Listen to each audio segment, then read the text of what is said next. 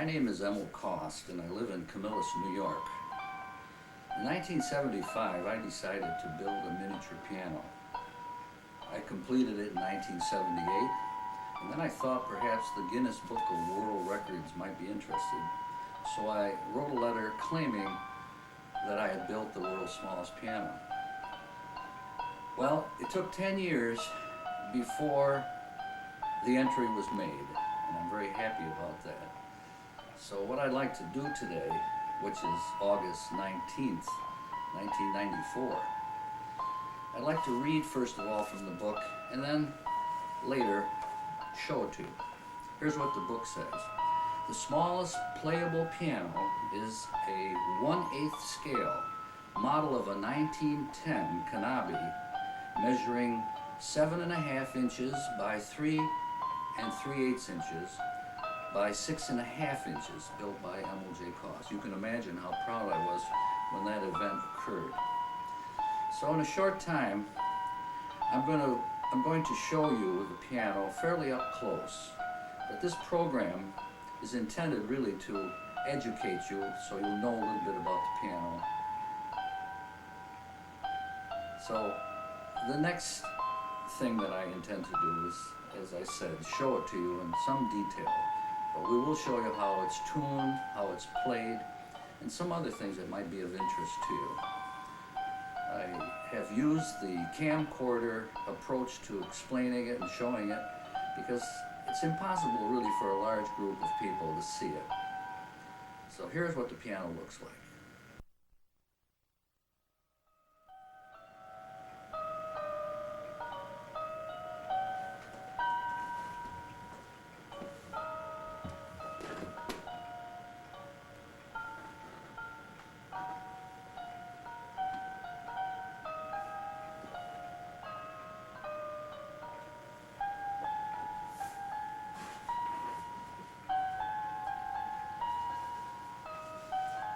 I think you'll get an idea of its size when you look at my hand. I'll turn it around slowly so you can see some of the details.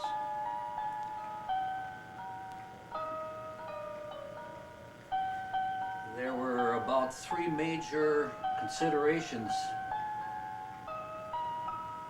when it came to actually building it, and that is the kind of wood to use, kind of metal to use, the finish, and so forth. Basically, the piano has been copied from a full-size upright, which I'm going to show to you a little later. I want you to be able to see the detail of the cabinet and some of the other things that I consider quite interesting. By the way, the music you're listening to is It Had to Be You in the key of G.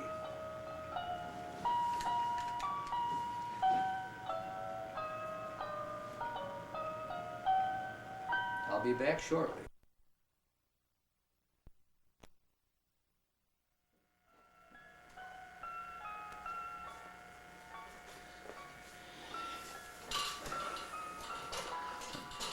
Now I want to show you how the piano is assembled. Here, of course, is the lid. And I'll start taking some of these parts away so you can see what's inside. Now I'm going to remove this top piece. Now you can see the strings and the hammers. And I'm just going to demonstrate by just striking one note. If you'll watch carefully, you'll see the hammer move.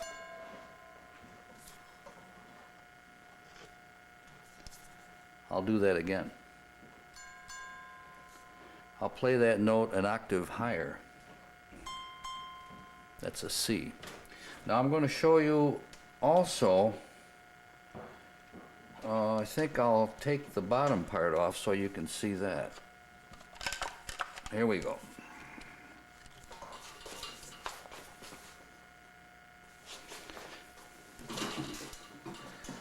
Now you can see the strings. I'll just tip that back a little bit. Actually, if you just speak into the instrument, it'll play back the vibrations. I'll demonstrate that. Hello. Well, you can't hear it, but I can. Anyway, this is, now I'll take this part off for you and show you how that's put together. Well, there we are. Down to its bare bones, you might say. And this will expose the mechanism that I developed. Of course, it would be extremely difficult, if not impossible, to try to make all the mechanical parts that go into a standard upright piano. It just would be almost impossible. But anyway, you might say, invented a mechanism which would do the same thing, and that is have a hammer strike a string. And of course, the small scale of this instrument made it very necessary to make sure that those hammers always struck the string precisely at the same point. There's a B for you. Now I'm going to demonstrate a little scale starting with this C and going up to the next C.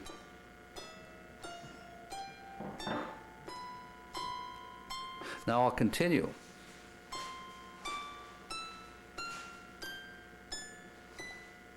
Now, if I go any higher, I'd have to be a dog because I don't think I could hear it after that. That's a very high pitch. Now I'm going to come down using the flats or sharps, starting with the C, B, B flat, A flat, G, F sharp or G flat, F, E flat, D, D flat, C, B, B flat, A flat, G, F sharp or G flat, F, E flat, D flat or C sharp, down to C. Now let's continue one more. Now this bottom octave is very difficult to tune, so we'll try it. Here we go. C, B, B flat, A flat, G flat, F, E flat, D flat, and that low C. I'll do it again. That's a low C. And I'll play the C's now. C, C, C. There are 3 octaves in this instrument. Now, this is an instrument which is affected by humidity and temperature. Although I tuned it today, it can very rapidly go out of tune. Very, very sensitive little instrument. Now, the records or the music you've been listening to were all recorded by me at one time. That is, both parts, the left hand and the right hand, were played at the same time. And I can assure you that it's not easy. It's very difficult. You have to almost memorize the music and then sit down at the keyboard and focus your eyes on the keyboard and try to think in small dimensions. It is not easy to do, but I tried my best. So all the music you're listening to was made on a tape recorder at very, very private sessions when no one was around. And I intend to make some more recordings later if the interest that I usually have in something continues, and I'm still interested in doing this. Okay, now I'd like to tell you just a little bit more about the piano. These foot pedals, of course, don't work because I couldn't possibly use my feet and my hands at the same time. They were made from brass keys that I got from an old junk shop, and I used the brass that were in the keys to sculpt the shape of the pedals. And these pedals are pretty much the same shape as the full-size piano. The wheels at the bottom, casters, are casters that will turn in 2 directions. The wheels will turn and then they'll also rotate. It's easy to push this piano around. You'd be surprised how easy it is to push. The brass hinges here were made almost as if you were doing a separate project. The hinges, I'll show you these hinges. These are tiny little things. Each hinge has 6 holes, and in each hole is a pin with a little slit in it to simulate a screw. I don't think I could find a screwdriver that small, But anyway, if you'll notice, that little piece there will turn. I'll turn this over. Here are a couple more hinges for you, 3 more. These also were very difficult to make. This hinge is a prize winner, I would say. It has 27 rows of screws, and when you look at the full-size piano, that too has 27 rows. And these screws are very tiny little pinpoints with slits put into them to make them look like screws. I don't believe there's a screw alive that you could find that would fit those holes. These little details are found in the original piano, and the reason why all this material is there is so that the piano can be put together and taken apart by a piano technician. Now I'm going to try to put this back. This is essentially how it goes, and it's a difficult thing to do, but I'll try to do it. There we go. There we go. Now after that, I think I'll assemble the piano. These parts also, back here, this is a little piece of wood with leather on it. This is a hinge, and I'll just turn this around so you can see some of the details. When I show you the original piano, the full-size one, shortly, we're going to compare some of the details on that piano to this one, so you'll see that I tried to a great degree to model this piano after the full-size piano. Now, believe me, it's not something that's easy to do. I'll just close the top, and I'll put this bottom piece here. You can see these little pins here. They will go like this. If I can just get my hand down in there and just set those pins into the holes, and then carefully push it back until you hear a little click. Well, there we have the inside part of the piano, and I'm going to finish this portion of the program by just playing a few bars of a piece called the Piano Roll Blues. I'm not going to try to play with both hands as I did on the recordings, but I'm going to show you just a little bit how I would do it if I was psyched up to make a recording of the Piano Roll Blues. Now, as you know, this tune starts with a C.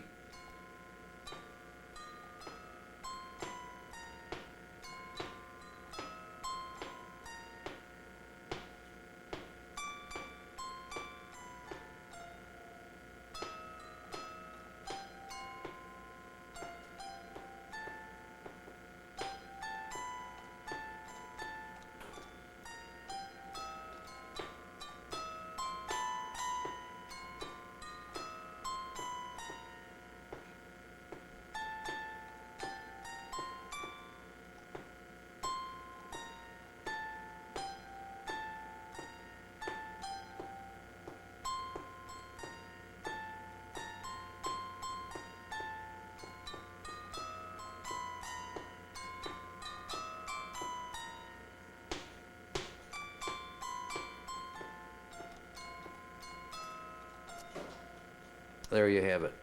Now, later on, I'll record that with both hands. I might have to have a little glass of wine to soothe my nerves, because I'll tell you, it's something else to sit down and try to play that piano, especially in front of people. Well, I'm going to leave you now, and the next place we're going to go is to where the full-size Kanabi is. I happen to have given that piano to my daughter, so it's over at my daughter's house. We'll go over there now and take a look at it and compare some of the details. After that, we'll bring the program to a close and hope that you've enjoyed it. So, for now, this is the end of this scene.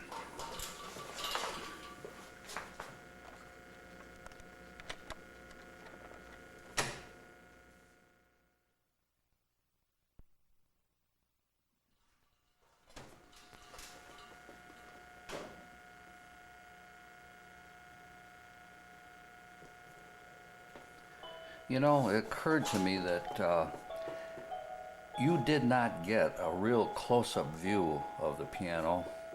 I had a chance to preview our last scene, and I wasn't quite satisfied that you had seen the detail that I was referring to. So, if you don't mind, I'd like to show you some very close-up detail of the piano. It'll only take a short amount of time, but once you've seen that, then I think we can continue with the program and go over and see the full-size piano. So if you'll just bear with me, I'll proceed now and give you a real close-eye view of all those details.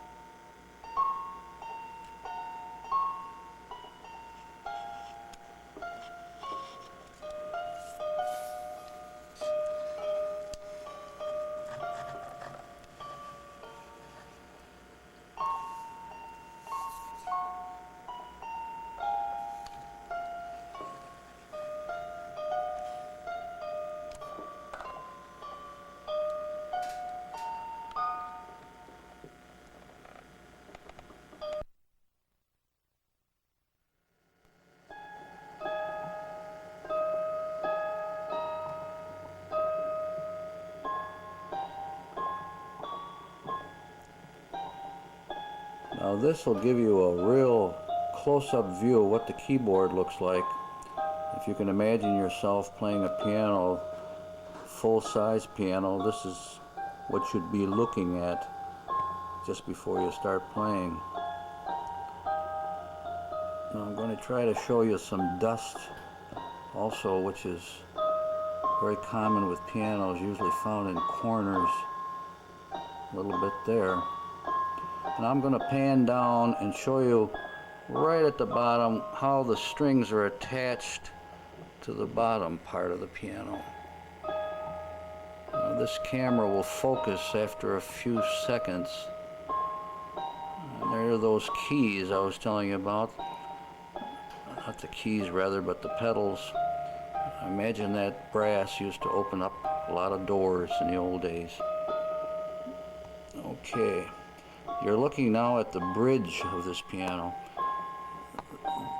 Strings are pressing against that bridge, and when the vibrations occur, the bridge vibrates the soundboard. In this case, this soundboard is only 1/32 of an inch thick.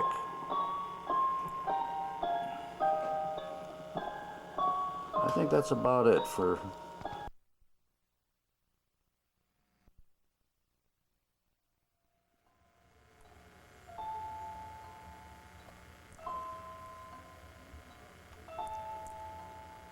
what you're looking at, of course, is the miniature, and hopefully you'll have some kind of a surprise when I remove the miniature from your view, which I'm going to do right now. You are now looking at the original 1910 Knabe, full size, of course.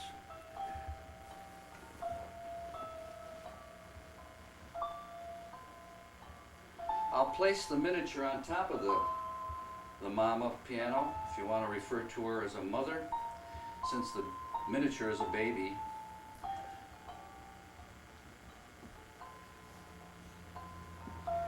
Now I'd like to point out some of the details in the cabinetry. Here is a good place to compare the original with the miniature.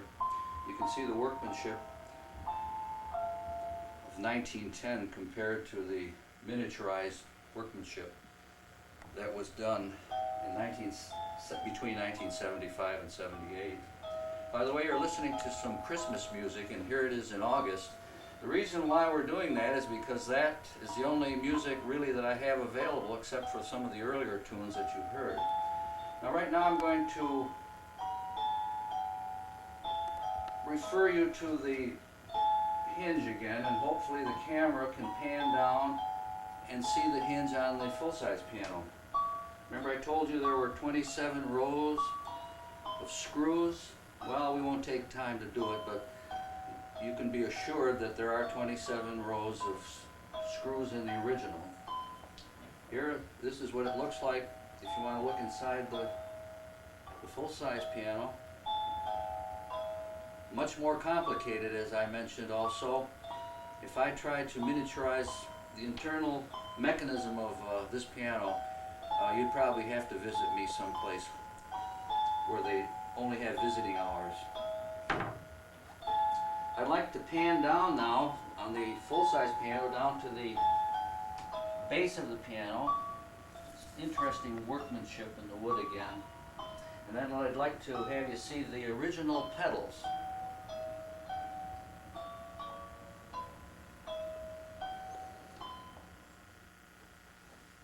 That's about it, folks. The program is just about over.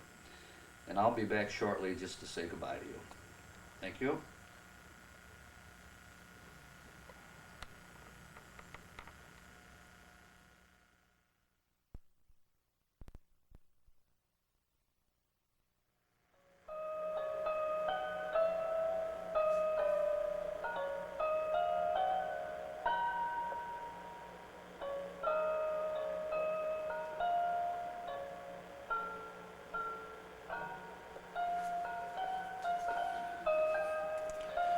Well, ladies and gentlemen, that's the end of my presentation of the world's smallest piano. I hope you enjoyed it. Thank you very much for your attention.